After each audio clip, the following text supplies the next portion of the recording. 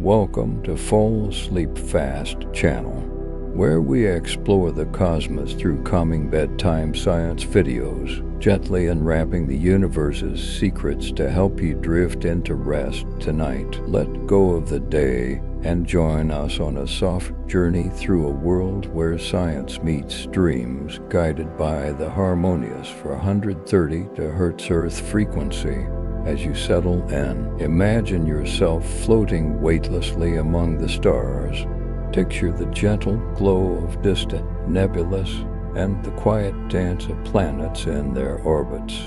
Breathe in slowly, and as you exhale, feel the day's tensions dissolve into the vastness of space. Let the soothing tones of space science for sleep carry your mind to a state of deep calm. Here, in the quiet expanse of the cosmos, allow your thoughts to fade like starlight at dawn. This astronomy bedtime video is your vessel to tranquility, where the mysteries of the universe become lullabies for the soul. Earth, 4.6 billion years ago, was still a scorching planet, its surface covered with volcanoes and magma oceans.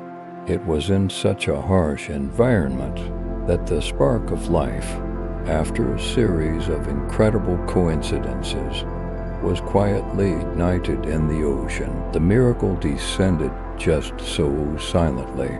In the primordial ocean, simple organic molecules gradually polymerized through natural processes, forming more complex organic macromolecules. The interactions and self-replication capabilities of these molecules ultimately led to the birth of primitive life. Over time, carbon-based life on Earth underwent a long evolutionary process, from single-celled organisms to multicellular organisms, from invertebrates to vertebrates, to the birth of the terrifying upright apes. Life forms became rich and diverse throughout this process, intermixed with the birth and extinction of countless species. Each version update, each species turnover, each evolution was a victory for carbon-based life. In adapting to the environment and surviving challenges, Earth's history of life is a grand epic, documenting the evolution from non-existence to existence, from simple to complex, from single to diverse, and all known life on Earth today is carbon-based life. This is a table that keeps thousands of middle school students awake at night. There are now 118 elements. How many more in the future? We cannot be sure. All matter in the world is composed of these elements.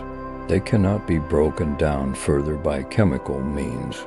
Now, from the 118 elements that make up this table, take out 8 elements: hydrogen, carbon, nitrogen, oxygen, sodium, phosphorus, sulfur, potassium.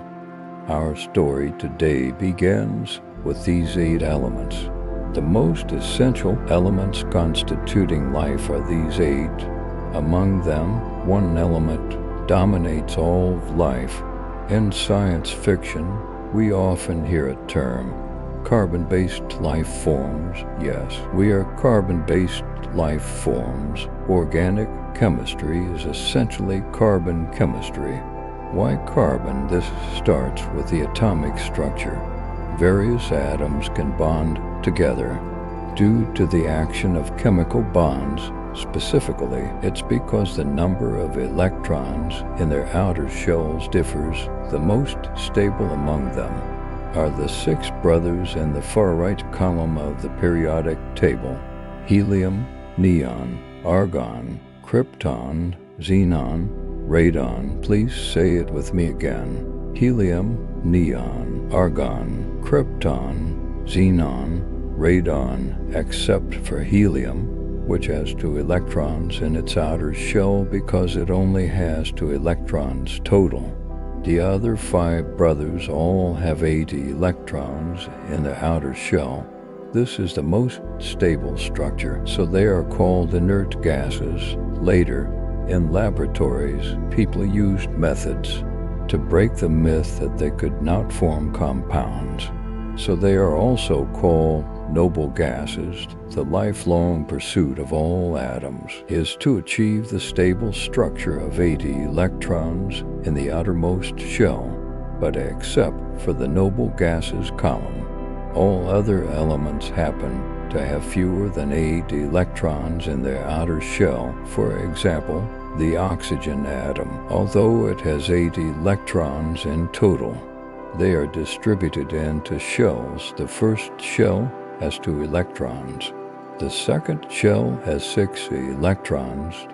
To achieve stability, it needs to gain 2 electrons in its outer shell. One method is to share electrons with a neighbor. For instance, if another oxygen atom comes along when the two are very close, the 2 oxygen atoms will each contribute to electrons, forming a closed bond where these free electrons become shared electrons. For either oxygen atom, it effectively gains 2 more electrons, thus forming a stable octet structure in the outer shell, so they become stably bonded together. This bond is called a covalent bond. The 2 stable oxygen atoms form an oxygen molecule. Of course, it doesn't have to share with the same element. It can also form covalent bonds with different elements. For example, 1 oxygen atom and 2 hydrogen atoms, each forming a covalent bond, creates a water molecule. Now look at the chlorine element. It has 17 electrons. First shell, 2. Second shell, 8. Outermost shell, 7 electrons. In this case, it only needs 1 more electron in the outermost shell. To form a stable 8-electron structure, it can find another chlorine atom, form a covalent bond, and become chlorine gas, or use another method, that is, to grab an electron from someone else. So, who should it grab from? The sodium element. First shell, 2 electrons. Second shell, 8 electrons. Outermost shell, 1 electron. If sodium wants to become stable, it could either try to acquire 7 more electrons to form an octet, or give away this lone electron in the outer shell. Then the second shell, with 80 electrons, becomes the outermost shell, forming a stable structure. Obviously, giving away 1 is easier than getting 7. So when chlorine and sodium meet, they hit it off perfectly. Sodium gives 1 electron to chlorine. Both are satisfied and stable. Now, sodium has 1 less electron. Becoming positively charged, chlorine has 1 more electron. Becoming negatively charged, as opposites attract, they are firmly held together by this give and take, forming a stable sodium chloride molecule, which is the salt we eat every day. This bonding method is called an ionic bond. Now let's look at the carbon element. It has 6 electrons total. First shell, 2 electrons. Outermost shell for electrons. Losing for or gaining for electrons are similarly difficult, so carbon primarily forms covalent bonds. If we understand chemical bonds between elements as holding hands, carbon element has for hands for exchanging partners. So if a partner has only 1 hand, it can pull 4 into the group. If a partner has 2 hands, it can pull 2 into the group. It can also pull 1 partner with 3 hands and 1 partner with 1 hand compared to other elements. Its methods are quite diverse. This very characteristic leads to compounds based on carbon as the fundamental element, being extremely rich in variety. ultimately evolving into carbon-based life. Now, let's look at the compounds carbon can form. First, we need to understand. Organic compounds contain at least one carbon-hydrogen bond, that is, a covalent bond composed of carbon and hydrogen. A hydrocarbon contains only carbon and hydrogen, but they can form long chains in various forms.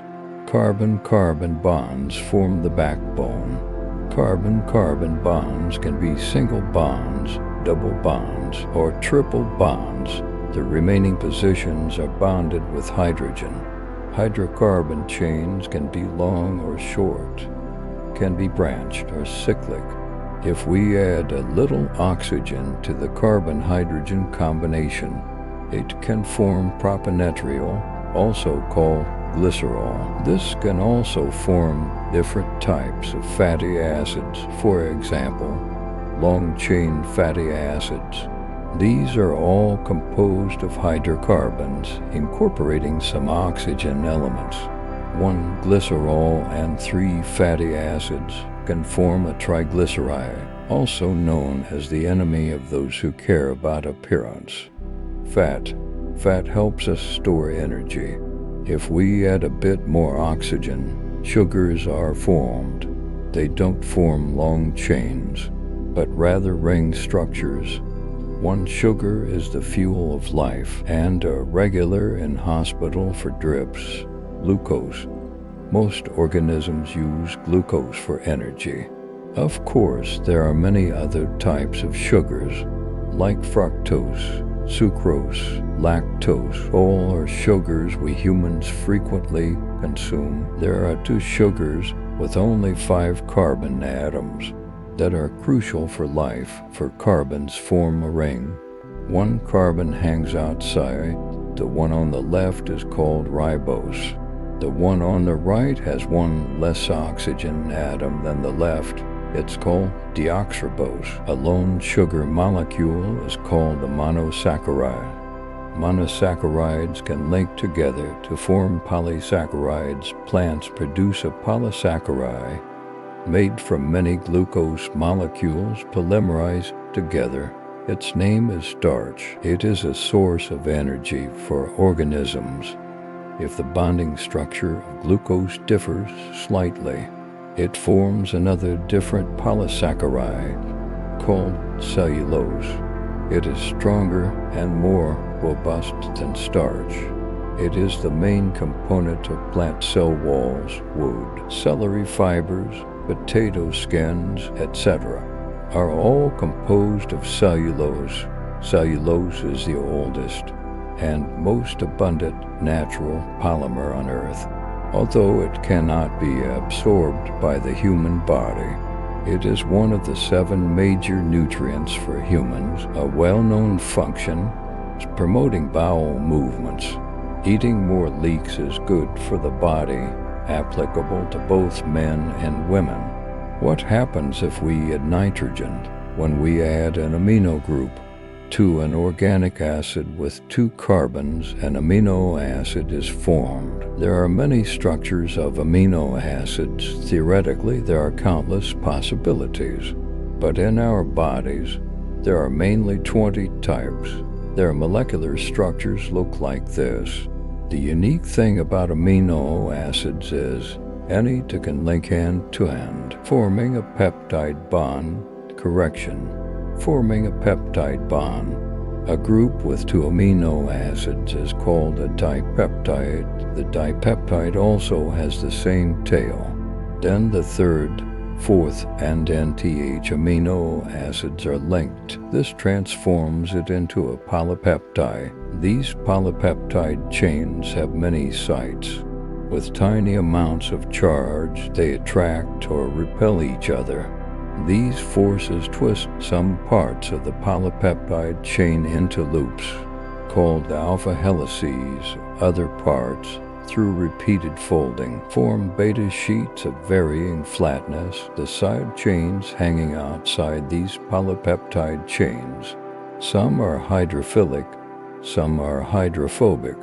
When the folded and twisted polypeptide is surrounded by water, it tries to coil the hydrophobic side chains inside, away from the water, making its structure tighter and tighter, eventually becoming a compressed mass, forming a three-dimensional tertiary structure. At this point, a protein is formed. Some proteins have two or more polypeptide chains assemble together. We call this final structure the protein's quaternary structure. Proteins undertake countless duties within organisms. They are the main bearers of life activities.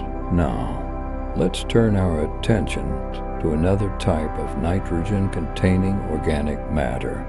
They look like this. They are called adenine, guanine, cytosine, thymine, uracil, represented by letters G, C, T, U, becoming letters.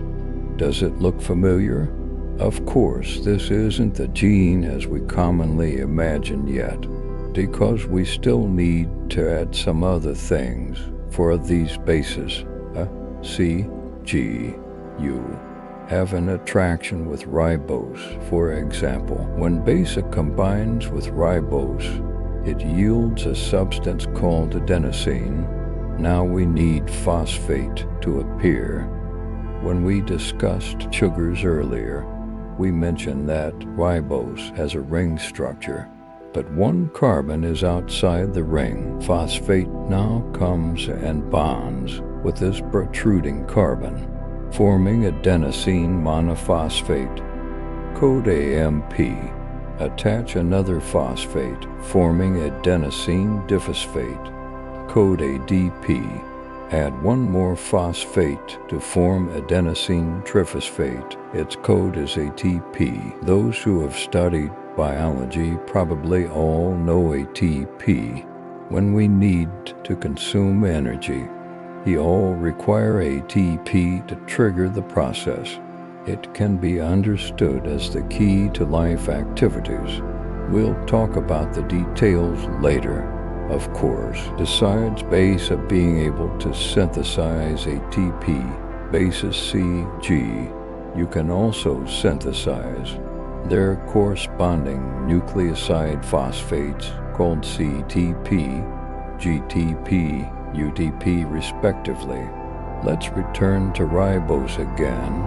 We mentioned earlier there is a sugar with one less oxygen atom than ribose. We call it deoxyribose. If we replace the ribose in the above structures with deoxyribose, we get deoxyribose phosphate. Of course, there is a slight change here. That is, deoxyribose no longer combines with U, but instead with base T. All right. Now we are finally about to touch the code of life. As mentioned earlier, when beta combines with ribose plus a phosphate, it's called AMP. Similarly, there are GMP, CMP, UMP. Similarly, replacing ribose with deoxyribose. There are also four: DAMP, DGMP, DCMP, DTMP. These components are called nucleotides. These nucleotides can polymerize together, linked by phosphates with the bases hanging outside. Nucleotides formed from ribose polymerase called ribonucleic acid, code RNA. Does it feel familiar now? Nucleotides formed from deoxyribose can also polymerize together, forming a chain, but T is used to replace U. The other bases remain unchanged. Among them, C, G, T can pair specifically, and T are a perfect match. G and C are a pair. They are connected by hydrogen bonds between them to nucleotide chains connected through this pairing method. Twist around each other like a spiral, forming deoxyribonucleic acid, which is our commonly known DNA. This is the code of life. recording all our information and directing all our life activities. Now we have basically understood all the raw materials needed for life: fats, sugars, proteins, phosphates, and nucleic acids, and, of course, water.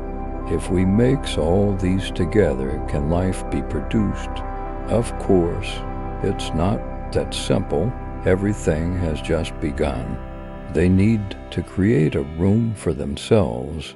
All these compounds work together in this room, building the basic unit of life, the cell. The 19th century welcomed a great scientific explosion. Physics made breakthrough progress in various fields like electricity, light, and heat. The discovery of the periodic table made chemistry transform from a subject with no patterns and heavily reliant on memorization into one with discernible rules. Biology also made huge strides. Cell theory, theory of evolution, genetics turned this discipline, which initially could only do sorting and classification work, into an independent science. Cell theory is as important to biology as atomic theory is to chemistry, because the cell is the cornerstone for constructing living organisms, whether it's formidable humans or extremely simple paramecia. Next, let's look at the work of the cell.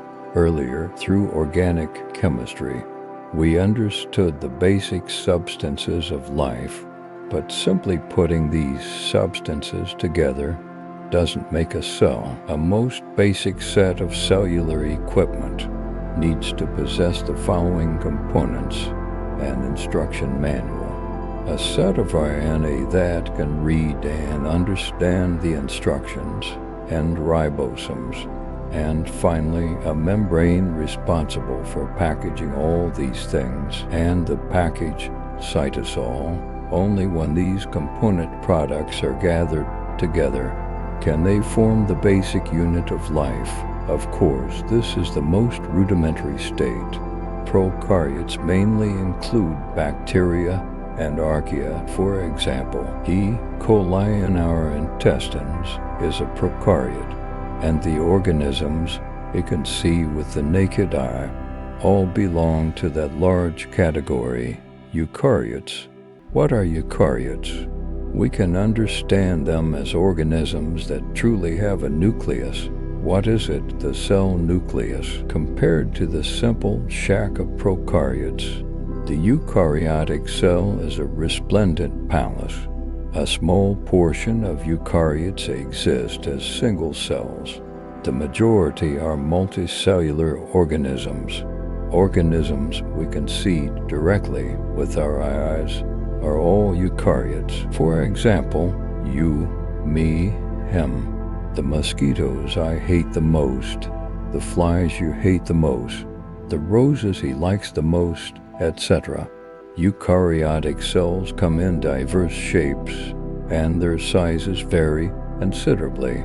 For example, human skin cells, nerve cells, red blood cells, liver cells, etc. all look different, but no matter how bizarrely shaped human cells are, making them hard to look at, it doesn't change an established fact. They all share the same ancestor, the fertilized egg. It is the fertilized egg, tirelessly and diligently dividing again and again, that differentiates into cells with different shapes and functions. Now let's look inside the cell.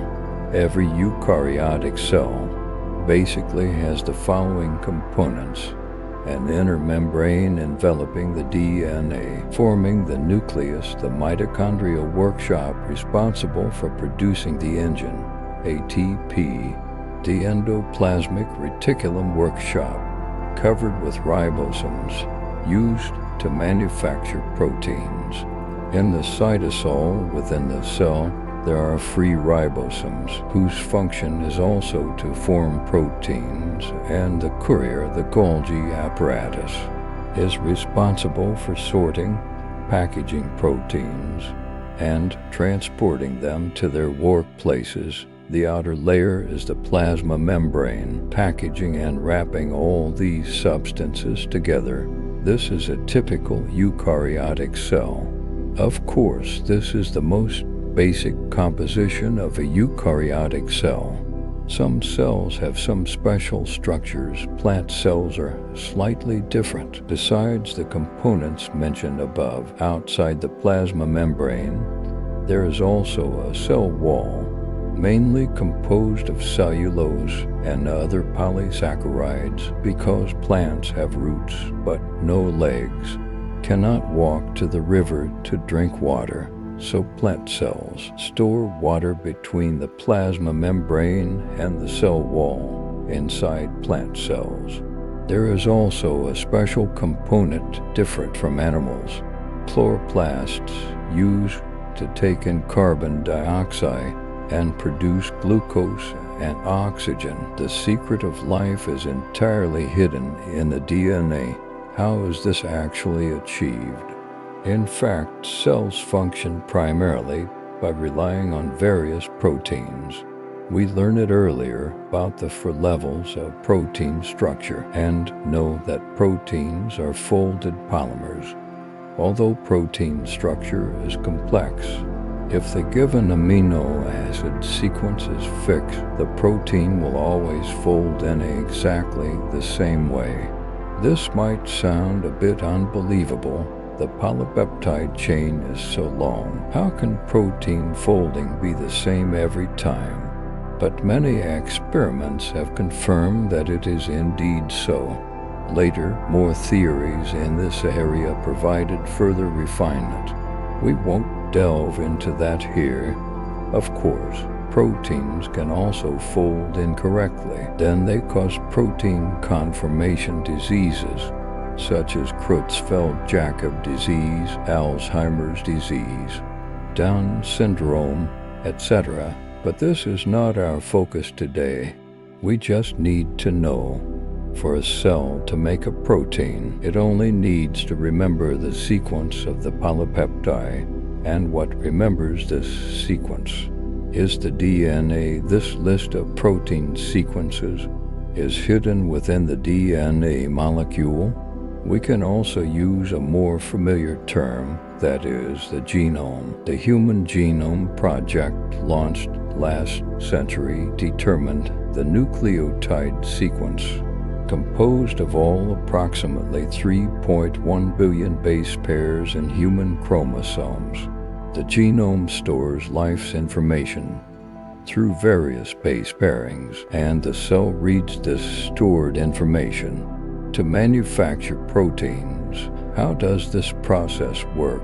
If we ignore the details, it's very simple. Only 2 steps: transcription and translation. Of course, things are far from that simple. First is transcription. Because DNA is so important, it is heavily protected within the nucleus. DNA itself cannot risk going outside to work, so a messenger is needed to convey the DNA's information outward. How does this messenger fully understand DNA's requirements? It relies on transcription.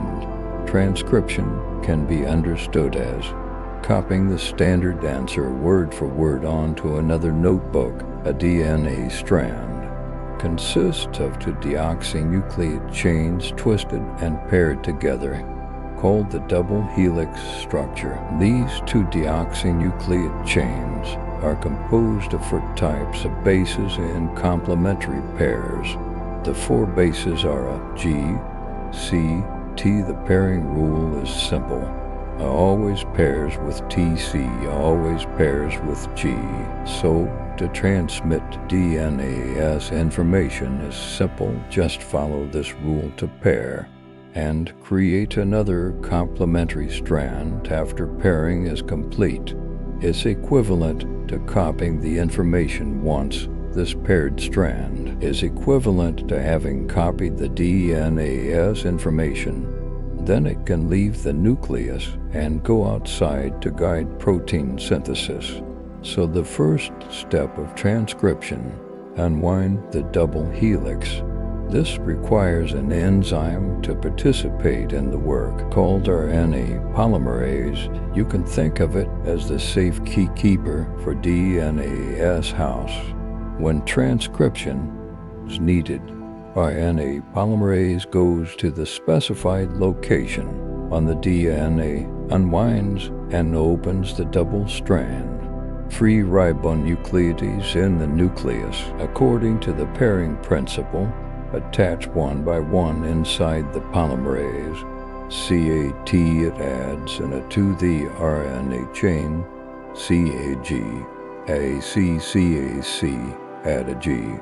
Only when it C's in it's a little different. It adds a U because this is an RNA chain. For specifics, you can check the last part of the first episode, which explains the differences between DNA and RNA. When RNA polymerase reaches the position where it needs to stop, it receives a termination signal, and RNA chain is formed. Thus, we obtain a messenger RNA, code mRNA. The Chinese name is very vivid. It's a message carrier. Then DNA, RNA polymerase, and messenger RNA separate. At this point, the messenger RNA has segments at intervals that cannot code for proteins, called introns. So another process is needed to remove these introns. A protein complex called the spliciosome appears. The spliciosome finds the introns, connects their ends together, and then cuts them out. The remaining parts are the segments that can be translated into protein code, called exons. After cutting, the exons are perfectly connected together. A truly translatable messenger RNA is formed. Subsequently, this messenger RNA leaves the nucleus and enters the cytoplasm. To translate the gene into a protein, we know the messenger RNA now has a long base sequence.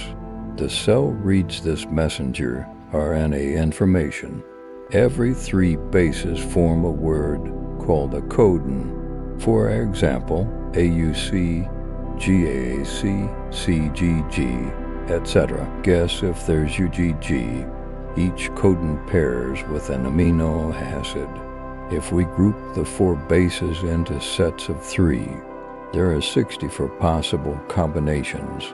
But there aren't 64 amino acids, so some different codons are actually synonyms. They code for the same amino acid. The complete translation table is called the genetic code. This code is universal. Every organism uses this code. Among them, there are 3 stop codons. When translation reaches a stop codon, the production of a polypeptide chain is completed. Now the question arises, amino acids don't have codons themselves. How are they matched up? This question was speculated about for decades. Until about 70 years ago, humans understood the process. The starting end of a eukaryotic mRNA is capped with a guanine cap to protect the mRNA. At this point, something called a ribosome appears. The ribosome is the site for protein assembly. You can think of it as a workshop divided into 2 parts, one called the small subunit, one called the large subunit. The small subunit of the ribosome first binds to a position downstream of the mRNA's guanine cap, then starts moving and scanning until it encounters a codon. This is the start site for most polypeptide chains. The translation process officially begins at a UG. Now it's time to call another RNA into play. Its name is transfer RNA, code tRNA. The name is still very descriptive. It's a transporter doing long-haul trips.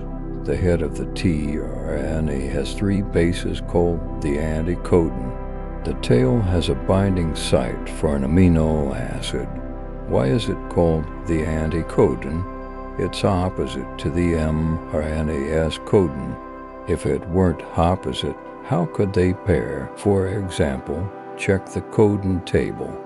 AUG inside corresponds to methionine according to the pairing principle. A pairs with U pairs with a G pairs with C. The complementary anticodon is UAC, so a tRNA with the UAC anticodon will correspondingly carry a methionine and come into the ribosome. We know the common start codon for polypeptide chains is AUG. A transporter tRNA with a UAC anticodon in its head comes into the ribosome workshop and binds to the AUG on the messenger RNA as the starting point for protein synthesis. At this point, the large subunit part of the ribosome workshop comes over, finally assembling the workshop completely. The entire translation process has completed the preliminary preparation. It starts running along the assembly line mRNA. The ribosome continuously moves from the 5' end towards the 3' end of the mRNA. tRNAs carrying different amino acids according to the complementary pairing principle continuously enter the amino acids they carry will bond with the amino acids on the subsequently entering tRNAs, forming the polypeptide chain. The tRNAs that have unloaded their amino acids leave. The translation process continues. The polypeptide chain grows longer and longer until one of the 3 stop codons is encountered. The translation process ends, a polypeptide chain is formed. So what are 5' and 3? We know the structure of riboses. People mark the 5 carbons of ribose with numbers 1 foot through 5. So when we want to indicate direction, we just say from 5 to 3 or from 3 to 5. This is an artificial convention to establish direction, similar to east, west, north, south. The process described above is the typical process of transcription and translation in eukaryotic cells. In prokaryotic cells, since there is no nucleus, this process is completed simultaneously during transcription. Translation starts directly at the same time. The ribosome will start from an AGG sequence, bind to the messenger RNA, then scan all the way towards the 3' end until it reaches the start codon, which we mentioned is the starting position for each polypeptide chain, and begin translation. The rest of the process is largely the same. This process we call gene expression because proteins are the main executors of life activities. Genes regulate the entire life activity through this process. After a polypeptide chain is formed, it still undergoes a series of processes to become a truly functional protein. How does this process proceed? Where do proteins go after they are manufactured? And how do they participate in the intricate and complex activities of life? Observing the way proteins operate within the body, you will discover an exquisitely delicate world. This is one of the hundreds of billions of nerve cells in your body. It is enveloped by a plasma membrane, creating two environments, inside and outside the cell. The concentrations of various positive and negative ions are different. The intracellular environment is high in potassium, low in sodium, low in chloride. In a resting state, the potassium ion channels in the cell are always open, causing potassium ions to continuously flow out.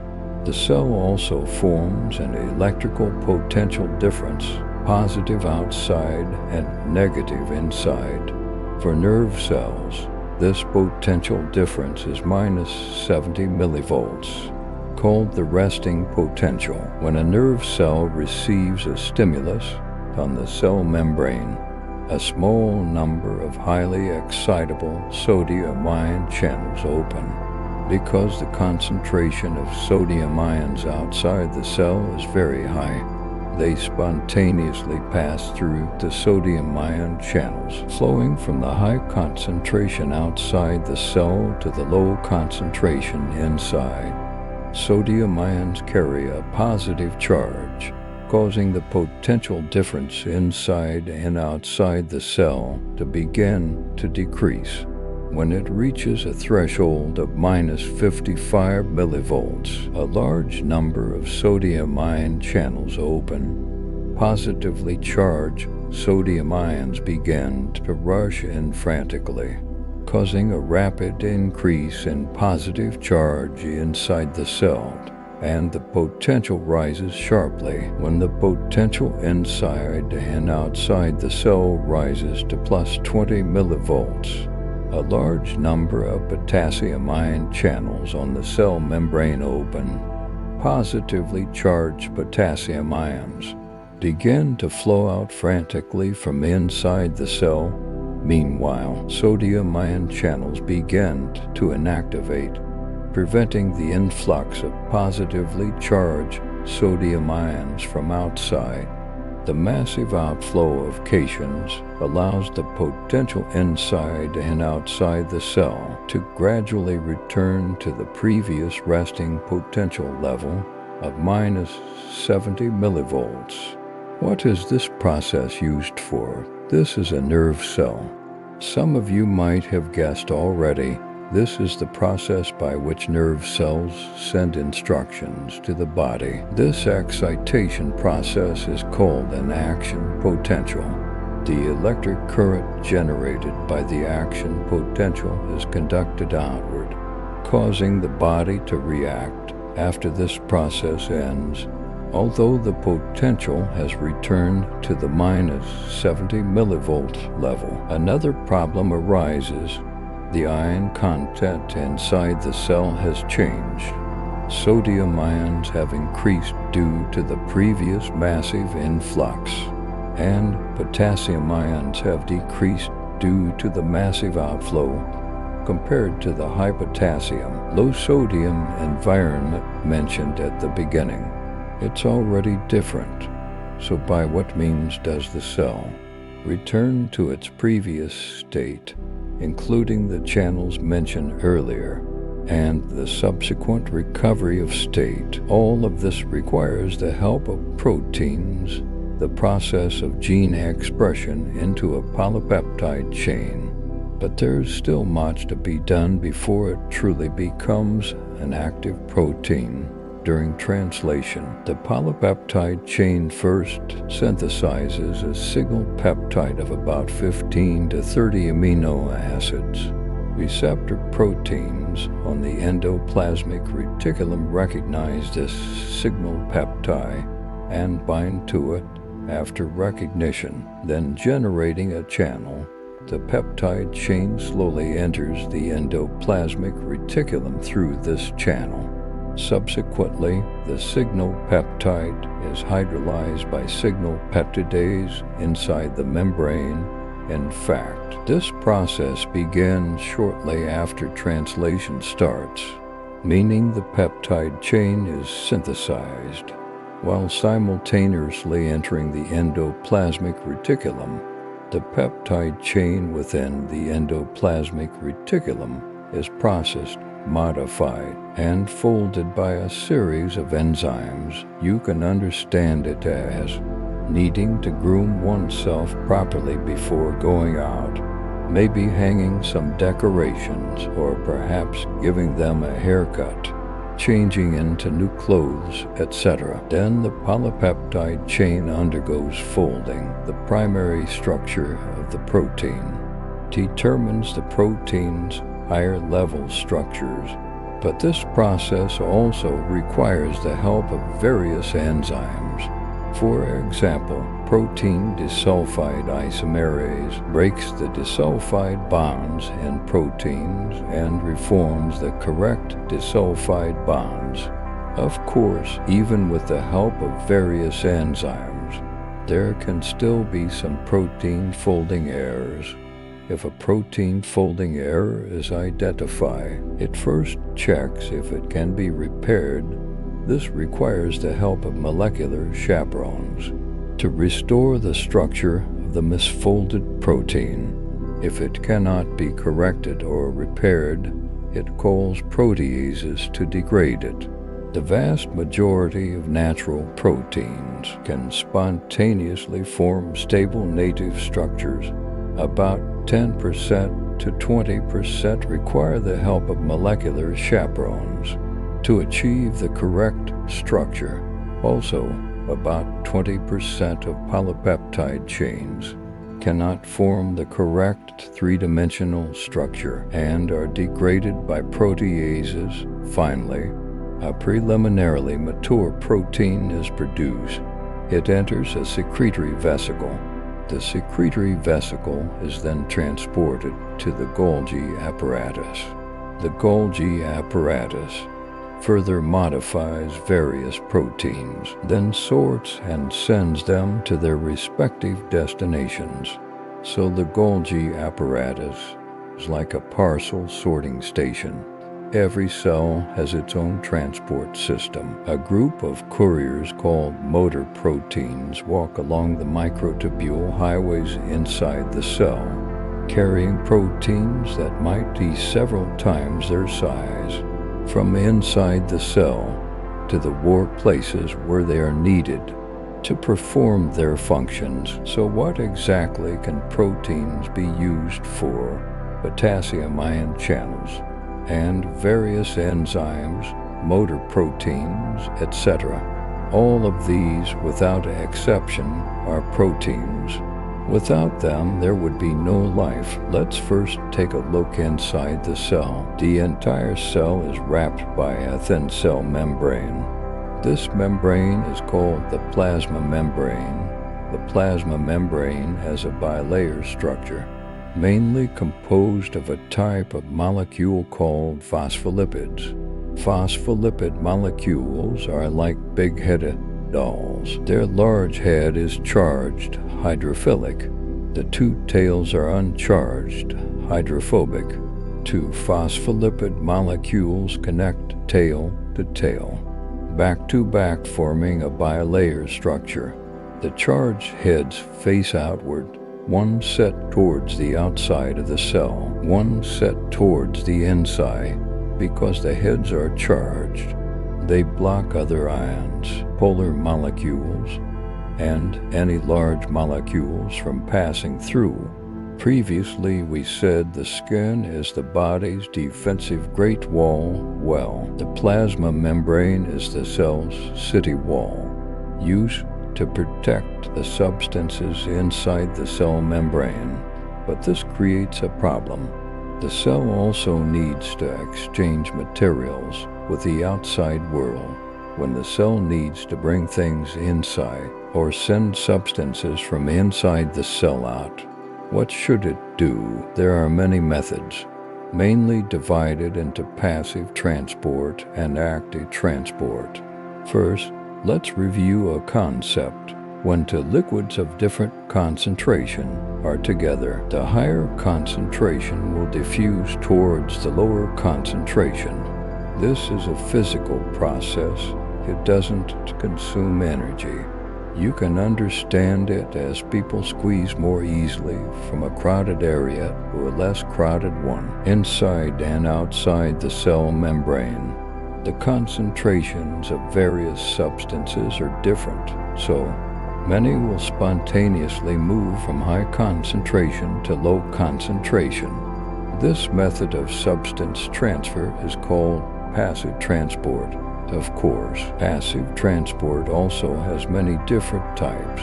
After all, there is a membrane blocking the middle of the internal and external environment of the cell. First are very small molecules, such as oxygen molecules, carbon dioxide molecules. They can directly pass through the city wall. Also, there are fat-soluble small molecules, such as glycerol, because the cell membrane is lipid-based. Based on the principle of like dissolves like, they can also pass through directly. Other things that need to enter or leave the cell require the participation of various proteins. Near the plasma membrane, many proteins float, ready to contribute to substance transport.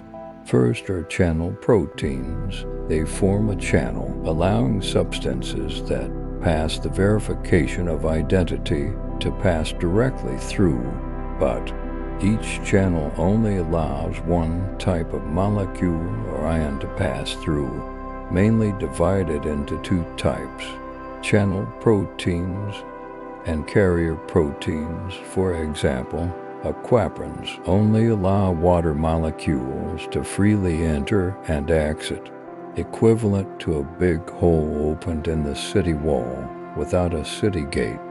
But there's a face recognition verification point. Water molecules come, get recognized, and can pass through. Other things cannot pass. There is a special type called gated channels. They require certain conditions to open. For example, the sodium-ion channel mentioned at the beginning, that opens only when a certain threshold is reached, is a voltage-gated channel. What determines its opening or closing is the voltage condition. The transport by carrier proteins is slightly different. Although carrier proteins are also a type of channel, each time transport occurs, the shape of the channel changes. Unlike the previous channel proteins, which are just big channels to walk through, so the efficiency of passage is certainly not as high as channel proteins.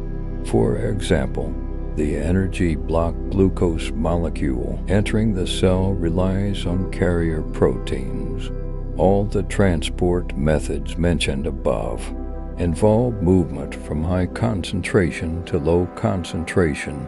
This is a physical process, does not require energy consumption, collectively called passive transport. For example, the sodium-ion channel. The concentration of sodium ions outside the cell is higher, so after the channel opens, the high concentration of sodium ions outside spontaneously diffuses into the cell. After the potassium ions inside the cell decrease and sodium ions increase, how does it return to the previous state of high potassium and low sodium? You should know that even after sodium ions rush in, the sodium ion concentration outside is still higher than inside. They won't spontaneously flow out. This requires active transport. For example, if we want water to go from a high place to a low place, we can dig a channel. The water will flow down by itself, equivalent to passive transport. But if we want to move water from a low place to a high place, we need a water pump to pump the water up. Similarly, for transport from low concentration to high concentration in the cell, a pump is also needed, such as the sodium-potassium pump.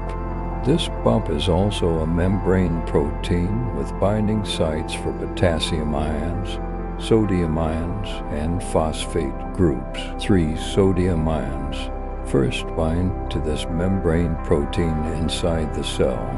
Then ATP provides the energy for the pump to operate, leaving a phosphate group on the pump. The other part becomes ADP and detaches. The stimulated pump changes shape, ejecting the 3 sodium ions outside the cell. Simultaneously, 2 potassium ions from outside will bind to this membrane protein. Then the phosphate group detaches. The pump returns to its original state, bringing in 2 potassium ions. Through the continuous operation of the sodium-potassium pump, the environment inside and outside the cell gradually returns to the previous resting state, waiting for the next activation. Of course, active transport isn't limited to this one type. There are many other pumps, but the principle is the same.